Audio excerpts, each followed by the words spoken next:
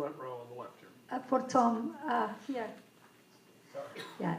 What have you learned about Walt Disney after doing the movie that you didn't know before? How challenging was for you to have to look and sound like him? We had the most discussed, photographed, analyzed, diagrammed, tested mustache on the planet.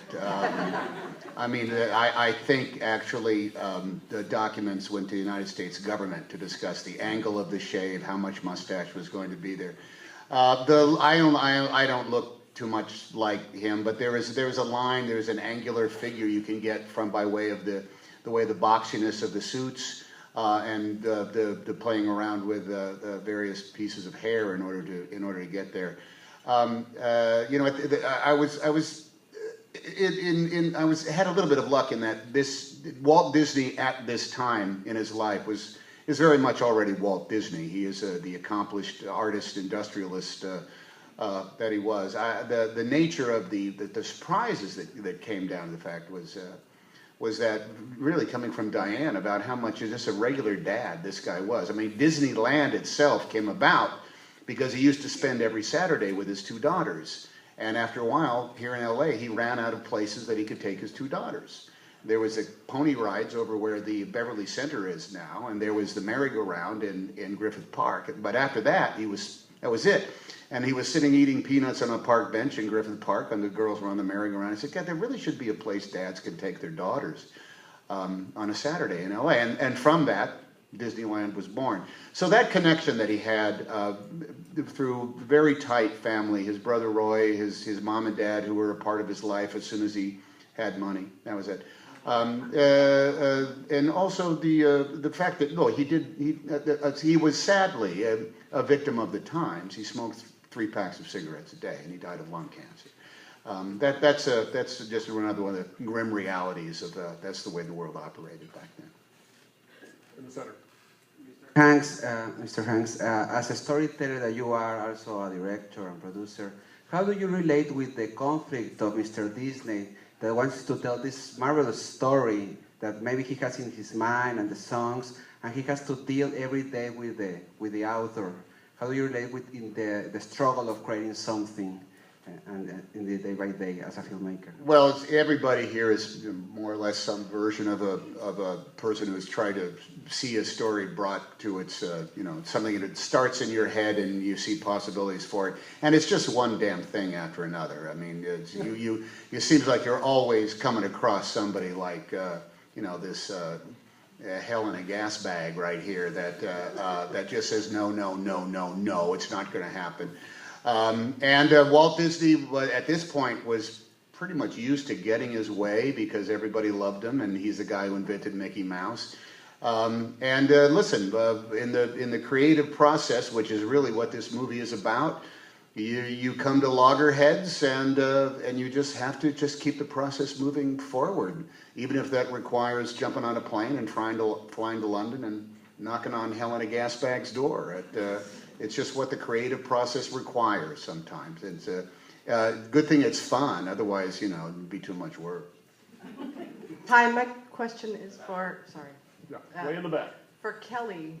Yes, Kelly, what a great script you wrote. I really loved it. And my question for you is, did you find any sort of irony in being the writer on a film about the writer? And did you find that you had to make some sacrifices along the way that you didn't want to make? And did you ever feel kind of like, P.L. Travers at any point? And did any...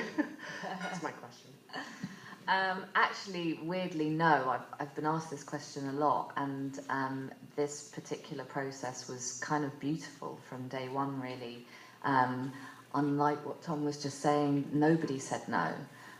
Everybody said yes all the way through, including all of these amazing people sitting at this table, which sort of still blows my mind. It's Colin Farrell. I know. Hi. That's me. So no, it was a great process, and I did think, at one point Alison and I did think that Disney would probably give us a cease and desist order and not make the movie, but in fact they embraced us with open arms, and I don't think John Lee and I ever felt the hand of the studio on our shoulder. They really trusted us to go ahead and make it the way that we wanted to make it. So, no, we didn't make any compromises, and I don't feel like P.L. Travers. But no lifetime pass for the theme park either. No. Kind of stingy. But I still get to sit next to Colin Farrell. All the way on the right side there. Amazing film, brilliant characters, and an interesting structure, which only seems simple. And my question is to the director. Was it difficult to combine these episodes of LA, London, and these flashbacks, which are like a film and film? And how challenging was it for you? Kelly's script laid it out kind of pretty much like it is in the movie.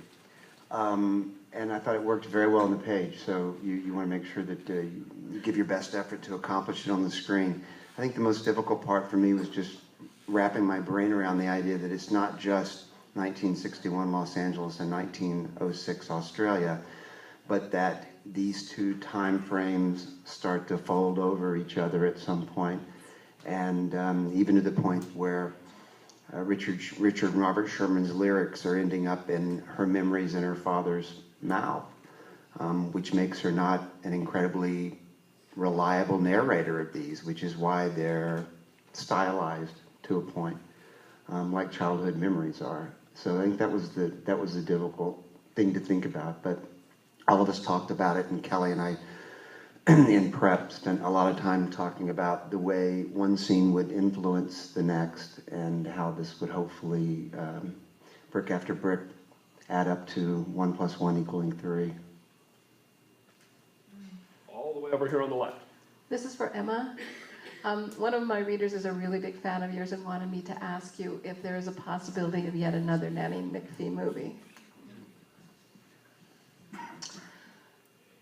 The second one, we had a lovely time making it, and it went down very well in my country. And I came here, I've just told this story with Tom, and we came here and we did what we're all doing now, which is sort of a big gold 2-week tour of all the states, and it was just wonderful because I'd never been to many of the states, and everybody was very enthusiastic, and the film played beautifully, and I got to the end of the tour and I was pretty tired, you know. And I was on my way home. I was in New York, just packing my bags, literally packing my bag to go home. Phone rang. I said, "Oh, hello. You know, how's it going?" It was the opening weekend. Well, I said, "What? Well, it's, you know, the box office. It's not as good as we wanted it to be." I said, "Okay. What do you mean?" We projected, this is what happens these days, okay? Just so as you know. We projected that it would take $14 million. It only took 9.7. I said, I don't understand what that means. I go, gosh, $9.7 million for a family, that seems like quite a lot of money, really. But anyway, you seem to be suicidal. So I better take that as evidence that there won't be another one. And that's how it works. So it doesn't matter how good the movie is. It doesn't matter. What matters is what it takes during the opening weekend. So, you know, you guys should know that, because it's slightly distressing sometimes. I am hoping to make Saving Nanny McPhee, which would really be, the way I count it, 6 birds with 1 stone. 3 and that as well. And this is going to be our last question here on the left. Hello. So much of this movie is about the pre-production process, but it basically skips the entire production and goes straight to the premiere.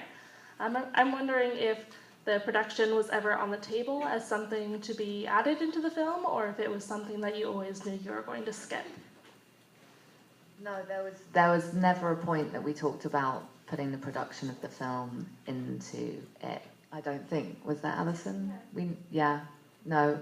It was, I mean, it just, you know, it's going to be a 20-hour movie. If we try and do that bit as well with a whole new cast, it wouldn't have worked. I quite like that time jump.